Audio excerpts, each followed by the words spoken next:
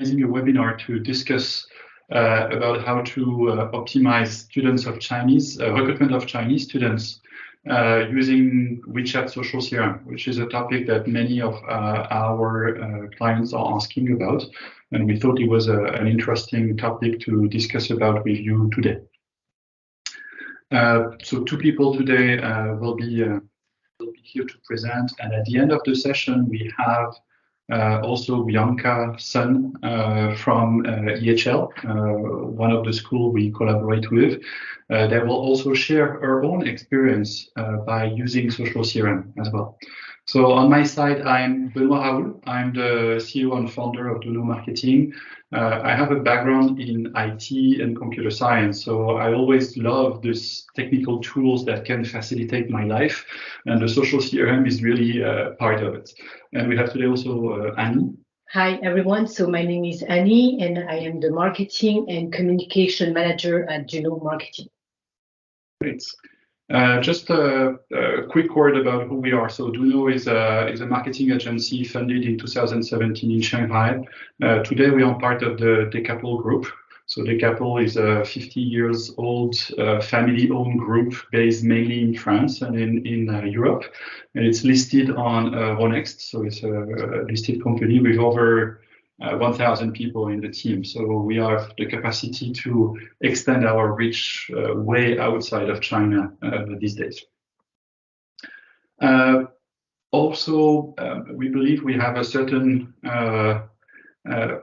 legitimacy to be in this sector of the higher education. This is a list of some of the clients that we have collaborated with over the years. It's been many years we are working in that sectors already, and we have developed an extensive network of clients and an institution that has worked with us over the time. So today we will talk about a little bit about the how to prepare to have the WeChat account and the social CRM attached to it.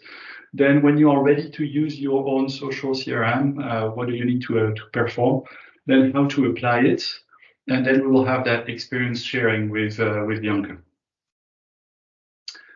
So on the first part, how to get ready. So the first things, we are in a really specific context here. We have a need for a WeChat account, and based on your institution, if you have or don't have a WeChat account yet, there are two types of WeChat accounts. So the service account and the subscription account. The subscription account is basically a newsletter that you will send to your followers. You can send to them one message per day. You can push quite a lot of content, but it doesn't have all the connection capacity with the social CRM. Basically, you can connect, but it has really less functionalities. So for marketers, we tend to prefer to have a service account. The service account has a lot of different API and a lot of different aspects that we can connect that allows the marketer to collect a lot more information about their persona. So this is something that we wanted to really highlight here. Better to have a service account. WeChat offers the capacity to move your subscription account to a service account. We have sometimes the feedback from the people saying, oh, but you know, service account, you can only post 4 times per month. This is not exactly true. You can post 4 times a month to a specific user. And we will see social CRM can help you to target specific users sending specific messages. So this allows to be really powerful in how you discuss and interact with your specific customers. So we'll talk about that a bit later. Another point that is really important these days, it's the PIPL regulation for the data privacy in China versus what is available in Europe, for example, with GDPR, and you have similar regulation in the US. The point here is that we need to respect PIPL regulation. And one of the first statements in that PIPL regulation is the fact that you need to have the personal data from Chinese user collected first in China before sharing them eventually outside of China. So those social CRM are also a way to have your data localized in China pretty simply, because you will start to collect information on those social CRM. So the WeChat account plus the social CRMs allow you to, if you choose social CRM that are connected to WeChat and are hosting their data in China, you are compliant with the PIPL regulations in some extent. So that was an important context. Then you need to know your persona. So the persona is basically who are you targeting with your marketing. People sometimes call it target audience as well. Here, when we talk about higher education, we usually have two types of persona, major persona. Let's say we have the parents who are behind their children's that are willing to be educated, and two stakeholders. Two of the stakeholders have some important aspects. So the parents are having the purchasing power, and they will be the final buyer of the program, in a sense, especially for the bachelor students.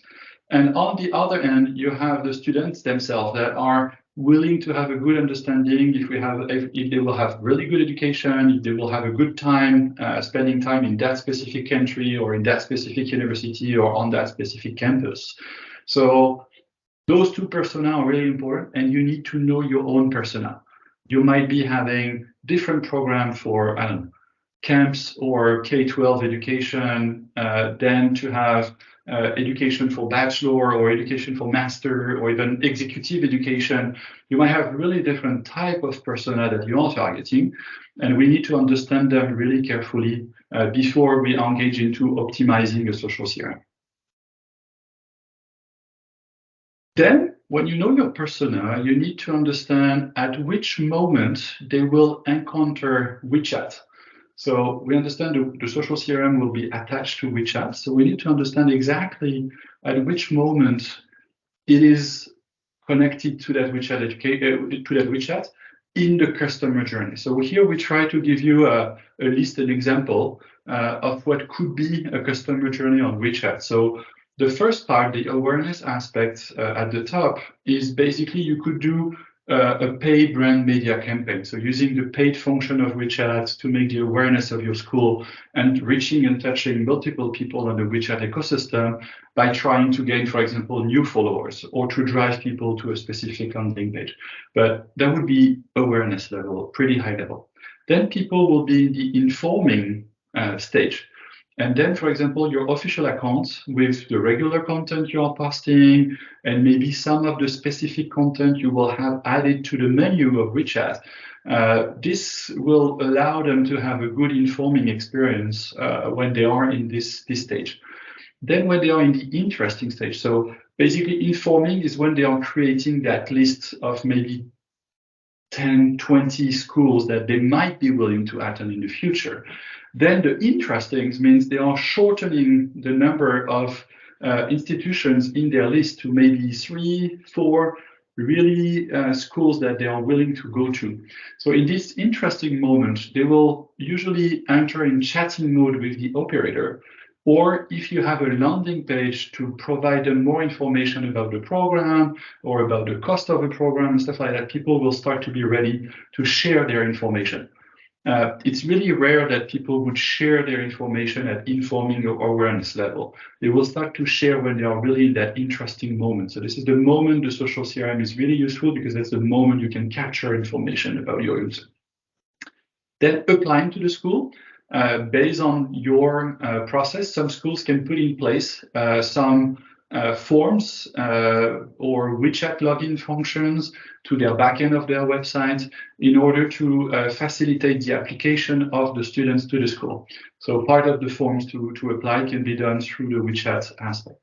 And then the onboarding process can also be done in WeChat. So that might be a bit different by having specific message addressed to the people that you know have registered for this year, and you can start to push them a specific number of message about the campus, about finding the right location to live, opening a bank account, opening a new phone in that country. All this kind of information can be put at this level, at the really bottom of the funnel, but it's part of the user experience overall on the WeChat account. So this is basically an understanding of your customer journey and when and how you will interact with your persona at different stages. Then, when you have all of this, you're ready to use a social CRM. So the first step there is to select your social CRM. We took a picture here. There are a lot of different social CRM available in China. Some are better for higher education, but also you might have some specific needs because of your own context. So we tend to help and advise company to choose their right social CRM. Because this word is a bit complex, and sometimes finding the right technical solutions require IT understanding, because it's an IT tool and we need to plug it to the IT ecosystem. And then you need to have the marketer needs. What do you need to achieve as a marketing team? So sometimes we can help and support in this moment. On our side, we have experience working with Parley, Jing Digital, Convert Lab, Best Channel, Drip. That's what I see there, and the one that we have experience working with on a regular basis. Then one of the key functions that we use as marketer inside those social CRM, the first work we are doing when we start a new social CRM, or if we take over a social CRM, is we try to think about what kind of tagging system we can put in place. So what are those tags? WeChat has in the backend a tag function. You can associate with a profile a certain number of tags that allows to categorize this person. The social CRM are using those tags as the right way to sort out all your different persona that you have as followers. So then you can start to profile those followers and get them into persona profiles that you have in your mind. And then those tags will help you to do that. They can also help you to do other aspects. So here we have listed 4 types of aspects that you can consider. The first one is the demographics. So what are the demographics of our person? Who is she? Where did she come from? So where did she live? What is their geography? What kind of household she's living in, what kind of income level would have the parents, or if they are the parents directly, how many income would they have? Can they fulfill for this kind of school or this kind of schools for their children? So this will be the demographic information. Then we can also tag the product and service. So basically, from some of the content that people will consult, for example, or download or engage with, you can also tag people by the interest on a certain product or service. So I don't know how you call your product or services in your institution, but basically a specific master degree or a specific bachelor degree. You can definitely, if you can see a behavior of a user engaging into certain type of content more than others, you could associate a tag to that person to say, oh, that person seems to be interested by master product and not by bachelor product, for example. So then you know how to communicate better to that person. Then you have the content tag. We also, when we work on an editorial content plan with our clients, we tend to look at what type of content we will push out. So, for example, school program, campus events, life at the university. We have a certain categorization of different type of contents that we will come out with. And those are really interesting and important to understand, to see also what is the level of interest of the person. So if the person engaged more with campus events, then you might understand how to communicate to that person a bit better as well. And then simply for our marketing capabilities, the campaign tags are also super interesting to understand from which campaigns people come in. So this is really for KPI purpose, result purpose. You can say, hey, we have found, 25 different followers from this campaign, having this person going offline in that school, we have gathered that amount of people. So then you know from where the people are coming.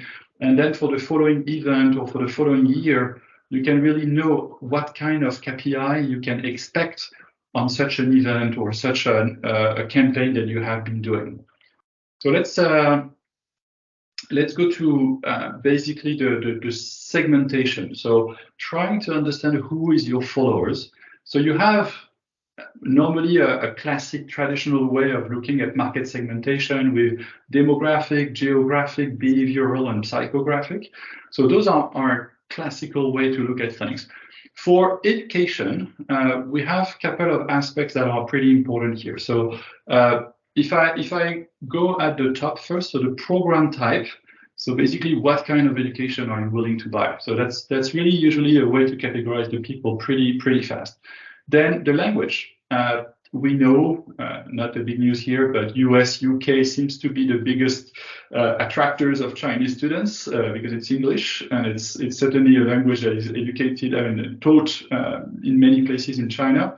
So that makes sense. But then, for example, if you take French, Spanish, German, also some languages that might be interesting to go for education, and then we need to understand if people are able to speak those languages.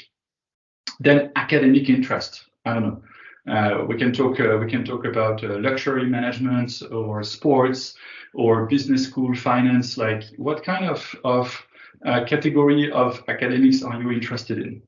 Then the program lengths. Financing a full bachelor with 4 years of study abroad, 3 years in some country. It's a lot.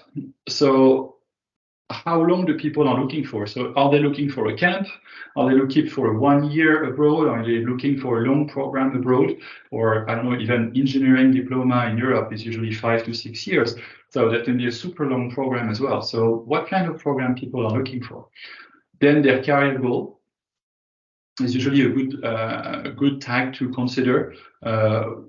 What do those persona are willing to become after, when they will work? What kind of job are they looking for? Are they interested by their salary, their ease to find a job? There are different aspects that you can fulfill with this. The family background is also an important tag that can be taken here. For example, has the family lived abroad, for example, is something that is a big criteria sometimes. So, for example, when people go to US and UK, it's pretty straightforward. But for Germany, France, or Spain, or Italy, usually the family has a certain level of connection with those countries to kind of push their children to go in that country for education. So it's also interesting to understand. Then academic performances. How is that person performing in their current level of education? Sometimes you can collect information about that. Sometimes you will have those information only at the registration process, but you can have this kind of information at some moment. And then the financial situation of the person or the family behind, in order to be sure that they can finance the program and they can sustain the program in that country. So those segmentation are pretty important. And it's something that we'd like to share with you, so you have a way to make tagging for segmentation pretty clear. To give you other aspects of tagging your followers as well. So, for example, the campaign tagging. So I've talked a little bit about it before. If you organize a booth or if you do a WeChat campaign trying to attract people, WeChat has a clear way of embedding information into QR codes. And these QR codes can generate automatically tags inside the backend of the social CRM or directly into WeChat. So those are super important to use to be able to remember from which campaign, which activity you have hired some people. So really a really important function here. The program tagging. So for example, if you would give to people your let's say program, like a detailed description of your program. In that case, try to have this behind a QR code or behind a form, so you will collect information about the people. So in this example, we can tag the people on the program that they have downloaded. So then we know that person has this kind of interest. And when we fill up all those information and we share those information with the recruitment teams, then the recruitment teams can go and look at all those tags, so they know better how to talk to the person. Oh, we have seen you had an interest in our master in management of sports. So is that really the program you're looking for in our school? So it facilitates and eases the communication with the people. In terms of content tagging, We started to talk about it a bit earlier. We usually on our side have three categories of tagging. One for the buyer journey stage. So is it at awareness level, consideration level, purchase, or retention? So which kind of level is that content for? Are we just here to promote information about the institution? Awareness level, that's all good. Consideration means people are reflecting. People might be willing to put them in our list or to shorten our list, so that's good. Purchasing decision, I need to talk with someone, I need to engage with someone. So this is the buyer level. Then we have the category. So we have like company news, products, launch, festival, and campaigns are our classic categories here. And this really helps us to know what we are willing to push when we push information to the outside. And we can also understand better if people like certain types. So people, I mean, all your followers in WeChat start to like certain type of categories of, let's say, content that you are pushing to them. And then the persona, who are we targeting with that content? Are we targeting all the persona? So it's a message for everyone, and then everyone should read it. And potentially we have all our followers engaged. Are we targeting parents? So this is a specific type of content for a specific persona. Or are we targeting people interested in the bachelor programs, the master programs, the camps? At this level, we can also have, for some people, are we targeting alumni? Because that might be also a type of persona that you might consider to also continue to have content for them, especially also toward executive education as well. So this also is a really interesting topic into the content tagging that can give you tons of information as marketers. So if we look at a couple of applications now. We take the landing page, capture information. So the social CRM are really good to help you to build pretty quickly, usually some H5 page. So you call that H5 or landing pages or web pages. What we advise usually for people to do is really to have eventually a first page for the detailed information. And then if people want to download or collect something or get access to a certain level of information, then we call that a gated content by having a form there in the page. We have a small example because from this form, people might be able to download the PDF detailed explanation about the program, or they might be able to download the cost of a certain program, for example. All this kind of information that start to be, what do we say, at consideration level, are really important to try for the marketers to try to collect information at that moment, because we know when people reach this level, they are more mature to discuss with your recruitment team. So collecting their information might be really, let's say, really useful at this moment.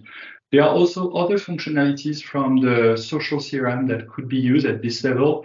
You have really some direct connection with the WeChat official account that you can perform. And this is also a way to capture a certain level of information with tags. Then you can have lead capture. So this is exactly what we were doing with the forms. You are collecting information about interested people, but you also have mini games. Many social CRMs are having, let's say, content that would allow people to have a certain level of engagement with gamification.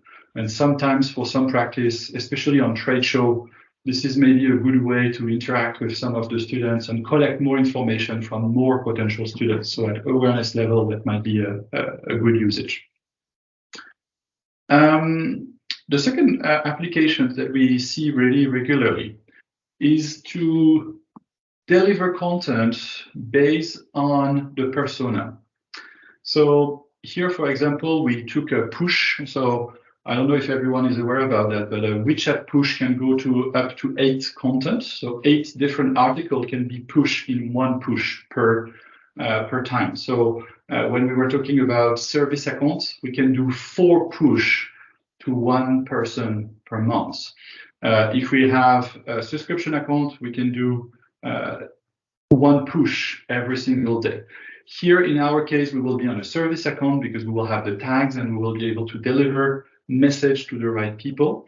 So here, for example, if we have a scenario one, we have people that don't have tag, they will receive as the first content, so the one that have the bigger banner and usually the bigger click rate, because that's where the people are engaging the most with the content, they will have in order content 1, 2, 3, 4, because this we don't really know who is that person, so we have to deliver them the different content.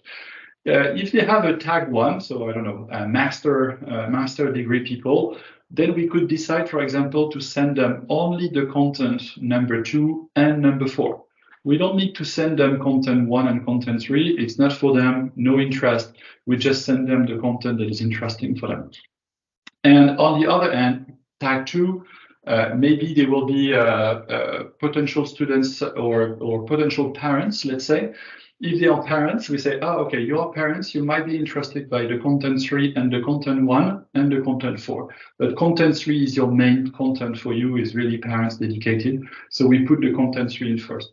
So this is some of the functions that social CRM allows to do, is actually to send the right content to the right person. And we can tell you this by experience has much higher reading rates and engagement with the content than just delivering every content for every persona at once. So this is really helping to qualify the persona you have into your followers.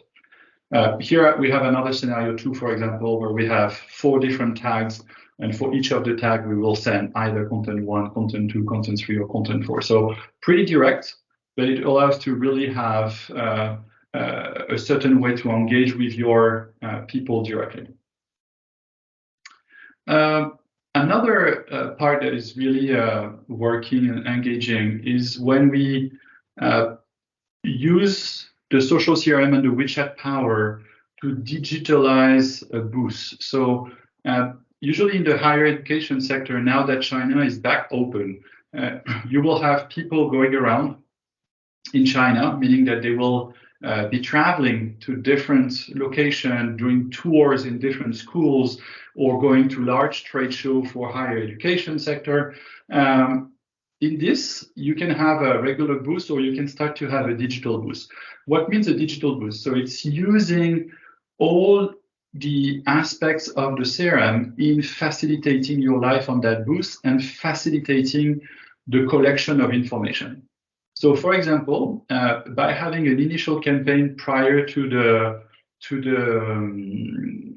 an event, you can have a campaign and ask people to take appointments. And in order to take the appointment, people can directly register through the social CRM, and then you can have information about them before or even after the event. You can continue to collect information about them. Okay. You can have trackable QR codes. So, for example, on your booth, you can have, download our brochure here, and people will actually scan this QR code and will be able to download the brochure. But then you have a new follower that is interested by this brochure, so it gives you an information about that person. You can do interactive activities. Usually, it's a good way to do awareness, collect a lot of different followers on the booth, have a bit of engagement. You can have student information collection form. So if people want to leave a bit more information to receive further communication from the school, you can also do it. You can do business card scanners also as well with the social CRM. So it means, for example, salespeople can have all different QR codes. So they can have different type of business cards attached to QR codes, and that allows you to collect how many engagements those salespeople have with potential leads. And then when you have all of that, thanks to all your data, you can pretty much sort out all the relevant students that seems to be matching your persona pretty fast inside the event. Because usually you go to such event, you collect a lot of information, and then it's a bit hard to process everything. You spend hours to create Excel sheets and organize all your data. Here, everything will be organized in the back end of the social CRM. And you are able to easily understand who are the persona that are the top priority for your recruitment team. Maybe the one that are still at awareness level and not completely in consideration stage. So you still need to nurture them with a bit more content or engagement before they would consider your school to apply for. So sending them the recruitment team too early might not be working. So perfect. So we are in the right timing. We have planned about half an hour to share with you those contents. Now we are happy to invite Bianca to share a little bit of her experience at EHL working with social CRM.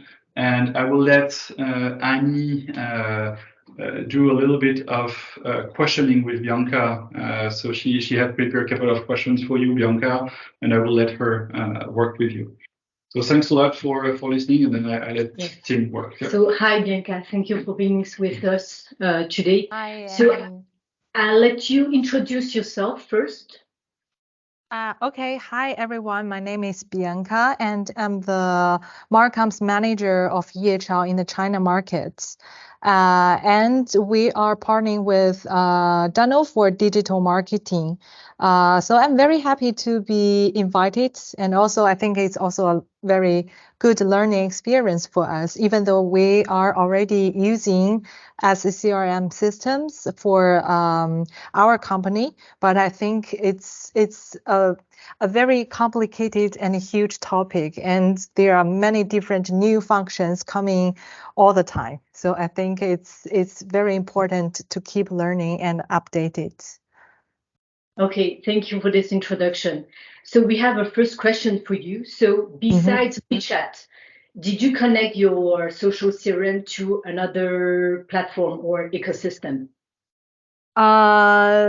Most of the time we are connecting our social CRM to WeChat, but we also put the landing page on our Chinese website. So I think in this case, it's also a connection. Okay. And did you notice a difference in the recruitment process since there is a social CRM put in place? Yeah, I think yes, definitely there is a lot of improvement. So I think I can explain in three points. Point one is we can have some connection between our China market team to our team in Lausanne, because in Lausanne our team actually outside mainland China, every market they're using HubSpot.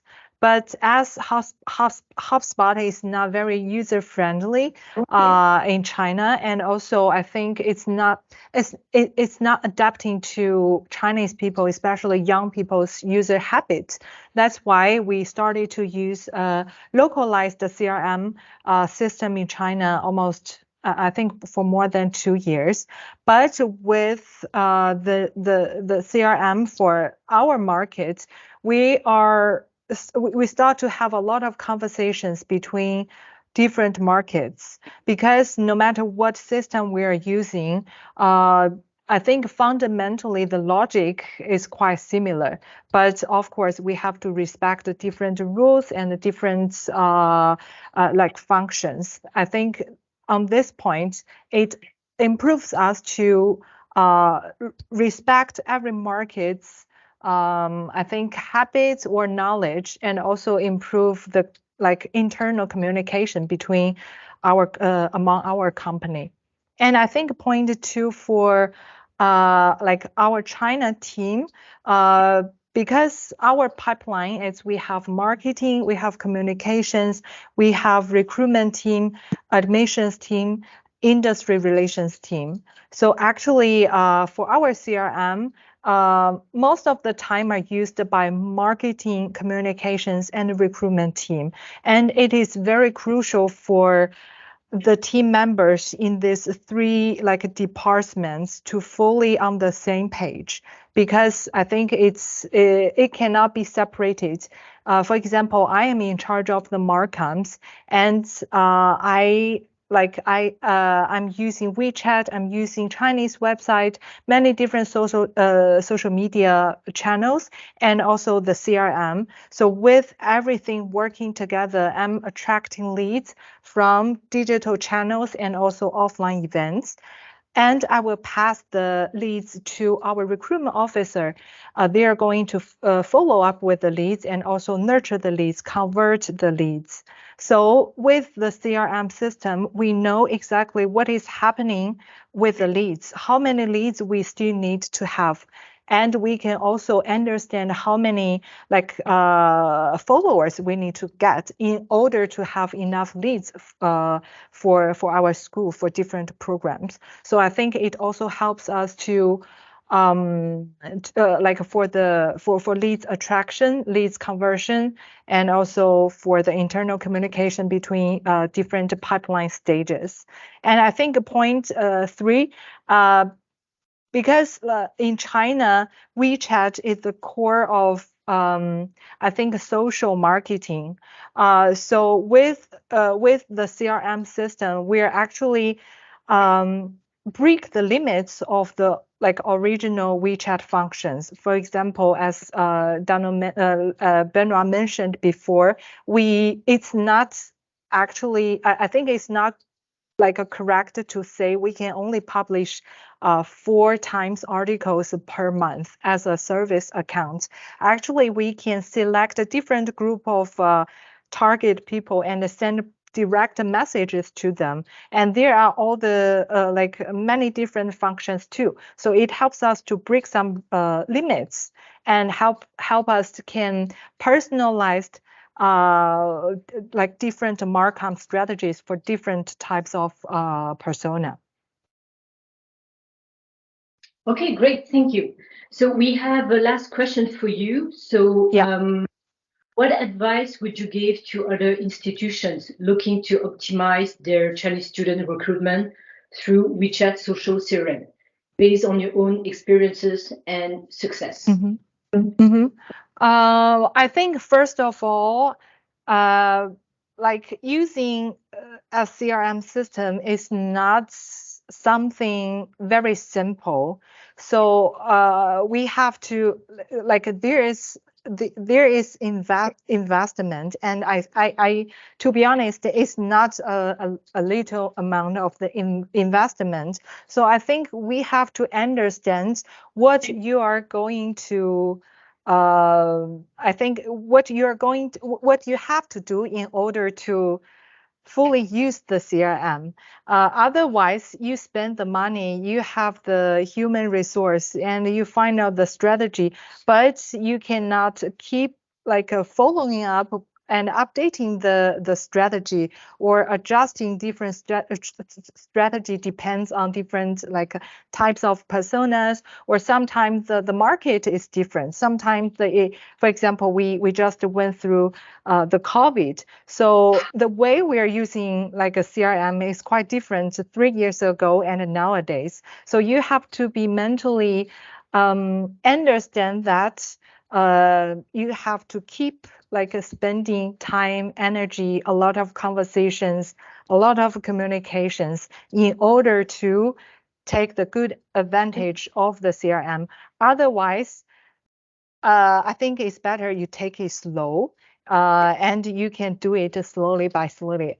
And I think the second thing is you have to understand what outsources you can use, especially when it comes to you want other markets understand China market. For example, we just invited Benoit to explain, actually give a workshop to our team in Lausanne and other markets in Europe, make them try to make them understand why China digital ecosystem is very different. Because practically when we are doing business, it's always it's always happening that I try to explain them, we have to do this, we have to do that, because of we're having different logics for different markets. In China, it's just very different. But if you want make them understand very easily, I think you can you can invite your partners to do this part because they have many different examples to support like your explanations. And I think the last advice I want to give is you have to I think you have to understand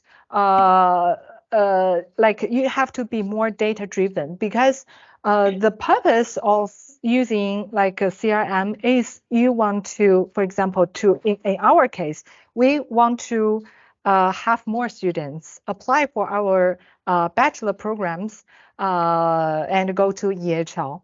So like previously, to be honest, at the beginning of using the SCRM, we try to understand they have these different functions and it's not difficult to understand.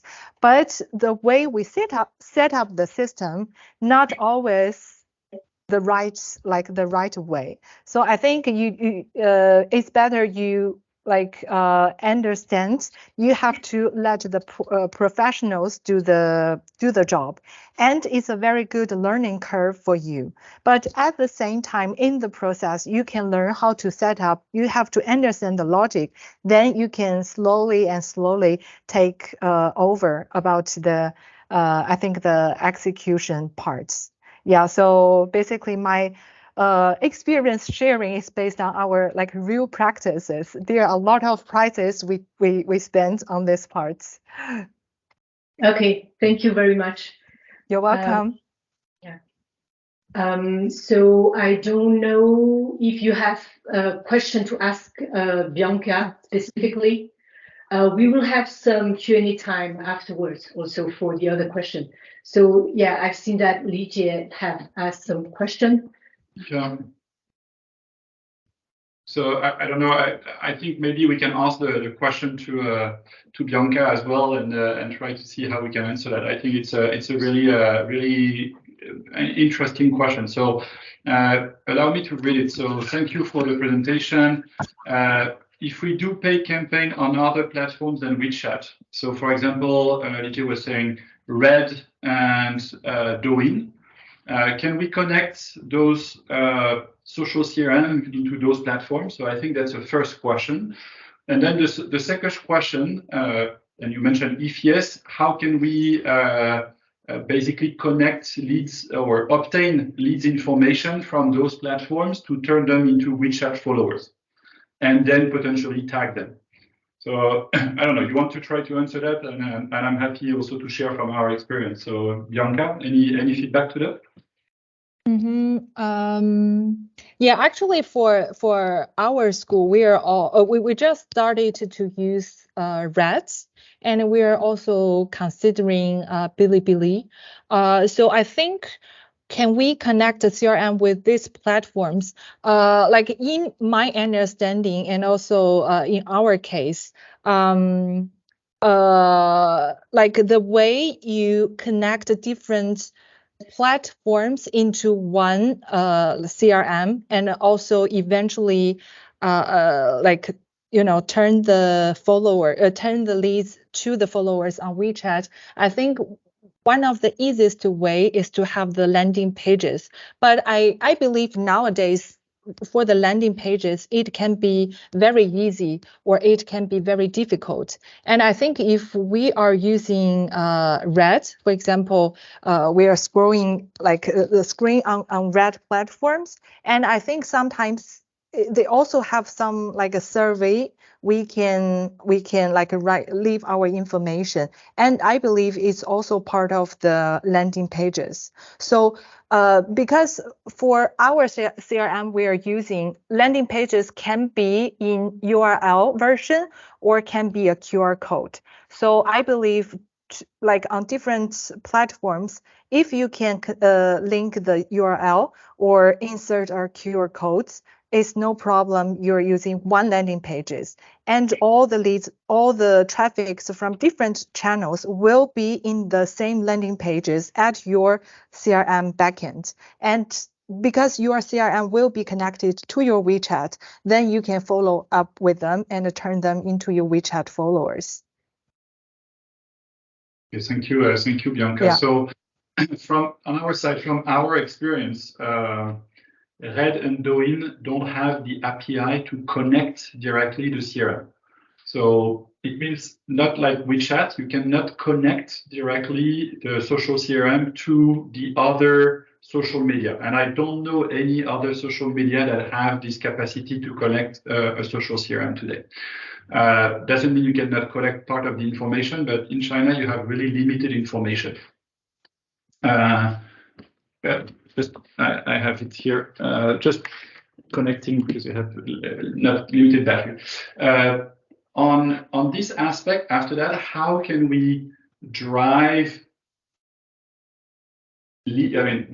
contacts or potential people from the top aspect to the bottom of the funnel? So here, basically, we build campaigns. So awareness is really what is important. Usually at the Red and Douyin level, you are building brand awareness.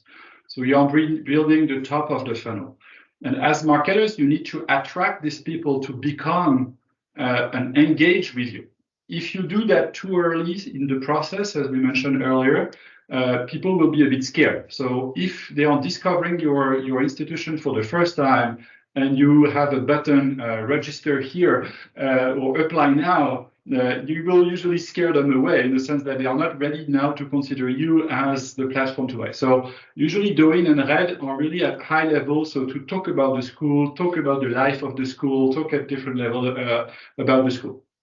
And then, as Bianca mentioned, you can do campaigns where you feel some of those followers, you can attract them, they are more ready into consideration stage, then you can do campaign. And when you organize campaigns, I would say as marketers, what we try to achieve when you have a social CRM in WeChat is we try to drive the traffic from all the different platforms, search, social medias, driving that traffic to our WeChat account. And there are many different techniques to drive. So I think the techniques of the landing page and having the QR codes are pretty clear techniques that really allow us to drive the traffic to WeChat. And when they are into your WeChat nurturing systems, then it's become easier to engage with them. You have a complementary question, so DJ. So does it mean once the student filled the form on the landing page on their information or recording the CRM, you manually follow up to make sure they become your WeChat followers so you can do tagging for personalized content? So that's true. So you have two aspects there. On my understanding, and Bianca, if you want to react on that, please feel free as well. On my understanding, you will be able to do targeted content when people become WeChat followers. Some of the social CRM we have seen allow to record people information on landing page, but you don't necessarily know their WeChat followers number. So only maybe later in the life of this person, you will be able to bind, we call that binding, bind the WeChat account with the actual user, because at one moment you will become a follower. So it's good to collect as many information as you can until they bind. When they bind, so when they become a follower, then you will be able to do actually personalized tagging, personalized content. You can do a couple of things. How do you follow up on those people to be able to engage or become followers? Either you develop campaigns and systems to go at a higher level. If you have, I would say it depends on your volume of expected number of contacts that you want to generate. If you are generating a system to hire, I don't know, 400, 500 Chinese students, you need to have a system. So you will build that by having campaigns. If you're talking about recruiting, I don't know, 20 to 30 Chinese students, sometimes at this stage, when you start to collect information from a landing page and you have one contact point from the people, you can definitely use the manual work in the sense, okay, I have a phone number or have an email, then I can contact the person. I can check how they are, because usually if they leave you some information on a form, it means they are at consideration stage. So they will accept the fact that you enter into communication with them. So I would say it's a matter of volume of number of followers that you are trying to have. If you do a manual follow-up or if you do campaigns to engage with these specific followers. So I hope, EJ, we answered part of the question. I see, Bianca, you are typing an answer as well, or maybe you wanted to react. Yeah, probably I can reply now. So I think if the end goal is to make the traffic online to your WeChat follower, I think which means is in your 私域流量. So one way you can consider is while doing the landing page setup at the top of the landing page. Basically, when you scan a QR code or you click the URL, open the landing page, you can first of all show them a banner. You can make it quite like easy, straightforward, at the same time very beautiful, and with for example, a QR code inside to lead them follow your account. But you don't tell them you have to, but you just show them this they have an option. And I believe Chinese people is very like friendly with QR codes. No matter what QR code they see, they want to scan and see what is it. And then you show the form. So basically many different questions depending on your business needs. So you ask them to answer the questions, leave their information, and then they will click the button send, which means they submit the landing page, submit the form. And after that, it's not the end. In our case, you can also do something else. You can either send them something, you can send a content, I think a content recap, or you can send even our recruitment officers business cards in QR code version, or you can send your WeChat accounts QR codes once again. So I mean, for different social CRM, probably they have different functions, but I believe they have the ability to increase the possibility to let them follow you. Yeah, that's my suggestion. Okay, no, thank you for the answer. I hope it's answering the questions. Perfect. It seems that we answered the questions. Thank you, Didier. If you have any additional questions, we still have about 5 minutes left in the sessions. That's good, and thank you, Bianca, for interacting and sharing by your experience. I think it's really valuable for the people here. Any additional questions? Not yet. Okay, perfect. So then I think thanks a lot, Bianca, for having contributed today. Thank you. Super valuable insights from your experience. So this is always super valuable. I hope the content we prepared is also interesting to all of you, sharing from our experience. So you can take some of the inputs that were in this webinar and use them. This webinar will be certainly available in replay. So we will share the link to the people who asked for accessing this video as well. Thank you. Thank you. Have a good evening or a good day if you're in Europe. Yeah. Have a good evening. Bye.